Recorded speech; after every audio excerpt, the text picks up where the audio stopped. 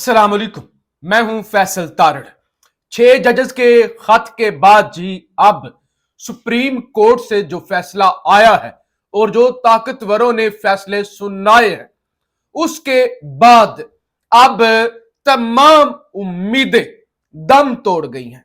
पाकिस्तानी जो supreme court से नजर लगाकर बैठे हुए थे कि शायद काजी फायज ईसा साहब की गैरत जाग जाएगी या पाकिस्तान के अंदर आइन पर अमल दरामद होगा या अदालतें जो फैसला करेंगी उन फैसलों को तस्लीम किया जाएगा या खास तौर पे 6 बहादुर जजेस ने जो हिम्मत दिखाई है इसके बाद अब कोई तब्दीली आएगी।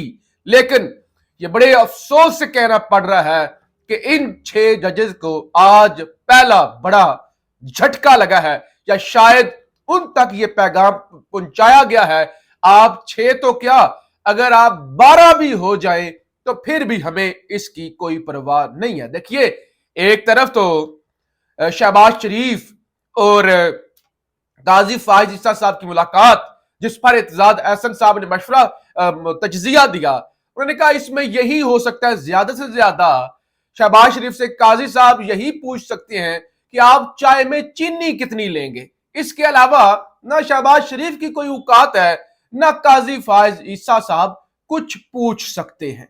अच्छा, और फिर दूसरी तरफ खबरें यह भी हैं कि आज दोबारा शहबाज शरीफ से मुलाकात के बाद फुल कोर्ट रेफरेंस होगा, यानी सुप्रीम कोर्ट के सारे जजेस इन 6 जजों के खत को लेकर दोबारा बैठेंगे, क्योंकि कल जो समाअत हुई थी, जो जज बैठे थे, जो बैठक हुई थी, उसमें कुछ भी कंक्लूड नहीं हो सका था, कुछ निकला नहीं था। बेशतर जजों ने काजी साहब को खरी खरी सुनाई थी कि आप इस सब के जिम्मेदार हैं। अच्छा, जब ये सब कुछ हो गया, कल तमाम जजेस ने एहतजाज किया काजी साहब के सामने। आज होना तो यह चाहिए था कि कोई बड़ी तब्दीली आती, पता चलता जी अब जजेस खड़े हुए हैं या अब आइन और कानून के मुताबिक फैसले होंगे। हुआ क्या है सुप्रीम कोर्ट के अंदर, पहली जरा खबर सुन ले, दूसरी उससे भी ज्यादा शर्मनाक है। पहली खबर आज क्या हुआ, फौजी अदालतों के हवाले से सुप्रीम कोर्ट के अंदर होती है समाअत। अच्छा, आपका जो है वो बेंच बैठता है और उसके अंदर सारी तफसील दी जाती है कि कितने लोग हैं जो बेकसूर पाए गए हैं या जिनकी कम सजा है। बताया गया कि 20 के करीब ऐसे लोग हैं जिनकी ईद से पहले पहले रिहाई हो जाएगी और उनकी रिहाई का फैसला, उसकी तौसीक जो है वो आर्मी चीफ करेंगे। अच्छा, इस पर भी एतजाज एहसन साहब ने ये कहा कि देखिए, ये जो फौजी अदालतों के अंदर ट्रायल हो रहा है वहां पर तो आर्मी चीफ मौजूद ही नहीं था। आर्मी चीफ ने तो केस सुने ही नहीं है। आर्मी चीफ को तो पता ही नहीं है कौन कितना कसूरवार है, कौन कितना कम कसूरवार है। तो आर्मी चीफ इसकी तौसीक कैसे कर सकते हैं जब आर्मी चीफ ने सुना ही नहीं है। आर्मी चीफ को इस बारे में, आर्मी चीफ इस केस में बैठे ही नहीं है। तो उन्होंने कहा कि ये जो हतमी मंजूरी है ना, ये जो कहा जा रहा है कि आर्मी चीफ की हतमी मंजूरी देंगे, ये जो गैर आईनी फैसला होगा।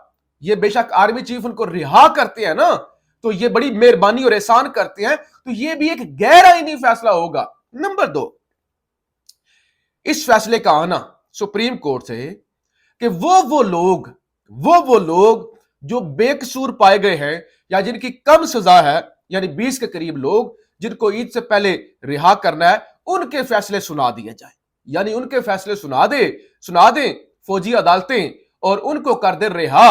बाकी रही बात जिनको 3 साल तक सजा है या 3 साल से ज्यादा सजा है, उसका फिर बाद में देखा जाएगा। और समाअत अप्रैल के चौथे हफ्ते तक मुलतवी कर दी गई। आप यूं समझें कि 1 महीने तक की तारीख डाल दी गई, यानी यह मामला अब ईद के बाद सुना जाएगा। इसका मतलब क्या है, जब आपने फौजी अदालतों को इस बात की इजाजत दे दी कि आप जिन लोगों को आपने बरी करना है उसके हवाले से फैसला सुना दें, इसका मतलब यह है कि आपने फौजी अदालतों का वजूद तस्लीम कर लिया है। आपने मान लिया है कि फौजी अदालतों के पास यह ताकत है कि वो सजा भी दे सकते हैं, वो रिहा भी कर सकते हैं। आपने यह तस्लीम कर लिया है कि वो अदालतें हैं, वो फैसला सुना सकती हैं। यही सबसे बड़ी चीज है। کہ آپ بجائے اس بات کی طرف آتے کہ آئین کے اندر ایسی عدالتوں کی کوئی گنجائش ہی نہیں ہے، آئین کے اندر کوئی سرکاری افسر جج ہو ہی نہیں سکتا، آئین کے اندر امینڈمنٹ کرنی پڑے گی فوجی عدالتوں کو اجازت دینے کے لیے، اور سویلین کا فوجی عدالتوں کے اندر ٹرائل ہو ہی نہیں سکتا حتیٰ کہ آئین کے اندر امینڈمنٹ نہ کی جائے۔ دہشت گردوں کا ٹرائل کرنے کے لیے بھی فوجی عدالتوں کے اندر آئین کے اندر امینڈمنٹ کرنے کی ضرورت ہے، یہ تو پھر سویلینز ہیں۔ تو لہٰذا آج آپ نے عملی طور پہ فوجی عدالتوں کے وجود کو تسلیم کر لیا، اور آپ نے انہیں الٹیمیٹ یہ طاقت دے دی کہ آپ فیصلہ کر سکتے ہیں۔ تو یہ وہ جو 6 جج اٹھے تھے سویلین سپرمیسی کے لیے کہ اسٹیبلشمنٹ کا کنٹرول یا انٹرفیئرنس نہ ہو عدالتوں کے فیصلوں کے اندر، تو آج آپ نے ان 6 لوگوں کے لکھے گئے خط کی جو وقت تھی وہ ختم کر دیا۔ دوسری خبر سنیں جو اس سے بھی شرمناک ہے۔ انسداد دہشت گردی کی عدالت تقریباً 13 کے قریب لوگوں کی ضمانت منظور کرتی ہے، ان کی رہائی کا حکم دیتی ہے۔ اڈیالہ جیل کے باہر ان کے گھر والے انتظار کر رہے ہوتے ہیں رہائی کا، پھول لے کے گاڑیاں لے کے پہنچے ہوتے ہیں، وہاں پولیس پہنچ جاتی ہے، ان کو دوبارہ 16 MPO کے تحت گرفتار کر لیا جاتا ہے ڈپٹی کمشنر راولپنڈی کے حکم پر۔ اچھا، اس کا مطلب یہ ہے کہ ریاست نے انسداد دہشت گردی کی عدالت کے حکم کو جوتے کی نوک پر رکھ دیا، یعنی ریاست نے عدالت کے حکم کو تسلیم نہیں کیا اور ریاست نے اپنی من مرضی کی، دوبارہ ان لوگوں کو گرفتار کر کے انسداد دہشت گردی کی عدالت کو بھی بے وقت کر دیا کہ آپ کی کوئی اوقات نہیں ہے، آپ کچھ نہیں کر سکتے، آپ نہیں رہا کر سکتے کسی کو بھی جب تک کہ ہم نہ چاہیں تو آپ کچھ نہیں کر سکتے، آپ کی کوئی اوقات نہیں ہے، یہ ہم فیصلہ کریں گے کس کو کب رہا کرنا ہے، کس کو کب گرفتار کرنا ہے۔ تو یہ میں سمجھتا ہوں عدالتوں کو بے وقت کر کے، بجائے عدالتوں کو سٹرینتھن کیا جاتا، طاقت دی جاتی، بے وقت کر کے ان 6 ججز کو یہ دوسرا بڑا سرپرائز دیا گیا ہے کہ آپ جتنے بھی خط لکھ لیں، آپ جتنی بھی سویلین سپرمیسی کی بات کر لیں، ہم آپ کو کچھ بھی نہیں سمجھتے۔ اچھا، پھر ایک اور خبر سن لیں۔ وفاقی کابینہ نے صحافی سمیع ابراہیم اور عمران ریاض خان سمیت 24 اہم افراد کے نام ECL میں ڈالنے کی منظوری دے دی۔ دباؤ، وہ جو بولتے ہیں نا، جو بولتے ہیں ان کی آواز کو دباؤ، ریاست کو گونگا بہرا کر دو، کوئی پاکستانی بولنے نہ پائے، خبردار، کوئی آواز نہ اٹھانے پائے، کوئی کسی کو چیلنج نہ کرنے پائے، کوئی برے کو برا نہ کہنے پائے، کوئی اچھے کو اچھا نہ کہنے پائے۔ ہم الفاظ دیں گے، ہم زبان دیں گے، اگر وہ الفاظ آپ بولیں گے تو ٹھیک ہے، اگر ہمارے ڈالے گئے الفاظ آپ نہیں اگلیں گے تو پھر آپ کو نشان عبرت بنایا جائے گا۔ یہ بھی آج ہی کے دن وفاقی کابینہ سے وزارت داخلہ کی سمری پر سرکولیشن کے ذریعے منظوری لی گئی۔ سمیع ابراہیم اور عمران ریاض کے نام انکوائریوں کے باعث ECL میں شامل کرنے کی منظوری دی گئی۔ وہ عمران ریاض، وہ بیچارہ 142 دن پہلے اور مہینہ پھر جیل میں نکال آیا، اب دوبارہ وفاقی کابینہ یہ اب کر رہی ہے۔ چلے ذرا یہ وفاقی کابینہ اور یہ جو نون لیگ کی حکومت کا بغض ہے وہ بھی سامنے آ گیا، وہ کہتے ہیں ہم کچھ نہیں کرتے، وہ کرتے ہیں، وہ بڑے گھر والے سب کچھ کرتے ہیں، ہم کچھ نہیں کرتے۔ اب ان کا بھی پتہ چل گیا کہ صحافیوں کے اصل دشمن تو یہ ہیں۔ اچھا، پھر آج ذرا سنیے خبر، یہ بھی بڑی شرمناک خبر ہے۔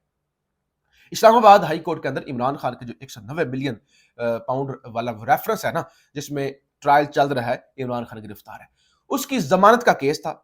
اسلام آباد ہائی کورٹ کے اندر سماعت تھی 2 رکنی بینچ کے سامنے، جسٹس جہانگیری اور پھر آپ کے چیف جسٹس اسلام آباد ہائی کورٹ عامر فاروق کے سامنے۔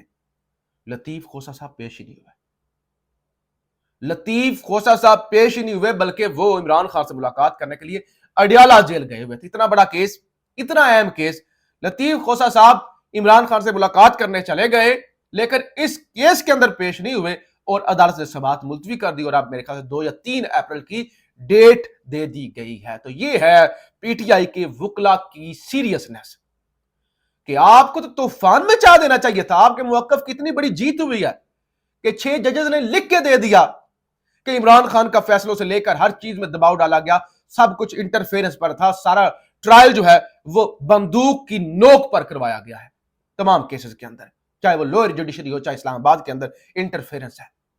और आपको तो थाली के अंदर, प्लेट के अंदर रख के उन्होंने सब कुछ दे दिया। आप तो इस्लामाबाद तो क्या, सुप्रीम कोर्ट के बाहर आप धरने देते, आप एहतजाज करते, प्रेस कॉन्फ्रेंस करते। आपने वो क्या करना है, मुलाकात करने के लिए पहुंचे हुए हैं, लेकिन वो जमानत वाला केस के अंदर लतीफ खोसा साहब, ये सिर्फ लतीफ खोसा साहब की बात नहीं हो रही, पीटीआई की ओवरऑल जो वकला है। अच्छा, फिर अनवारुल हक काकड़ के हवाले से खबर चल रही है, उन्होंने कहा इंतखाबात में फोन सर्विस बंद करना नून लीग का फैसला था और ये बेहतर फैसला था। उन्होंने कहा इस फैसले को हम ऑन करते हैं जो है, और ये अच्छा फैसला था क्योंकि ये नून लीग का फैसला था। बहरहाल ये मुल्क के अंदर बेशर्मियां हो रही हैं। सुप्रीम कोर्ट का फुल कोर्ट इजलास भी होगा। शहबाज शरीफ से आपसे कुछ देर बाद, जब ये मैं रिकॉर्डिंग कर रहा हूं, तो मुलाकात भी होगी काजी फाजिसा की। फिर देखते हैं कि ऊंट किस करवट बैठता है। लेकिन इस सारी सूरत हाल के अंदर मैं समझता हूं कि पीटीआई को जिस तरह से इस मामले को टेकअप करना चाहिए था, वकला को जिस तरह से इस मामले से फायदा उठाना चाहिए था, वो अपने टिकटॉकों के अंदर लगे हुए हैं, अपने तमाशों के अंदर लगे हुए हैं, अपनी प्रमोशन के अंदर लगे हुए हैं, अपने इख्तलाफात के अंदर लगे हुए हैं। और ये मामला भी सर्द खाने के अंदर चला जाएगा, मट्टी डाल दी जाएगी और फिर कोई जज कभी भी जुर्रत नहीं करेगा कि वो बता सके कि उससे फैसला किस तरह करवाया गया है। पाकिस्तान जिंदाबाद।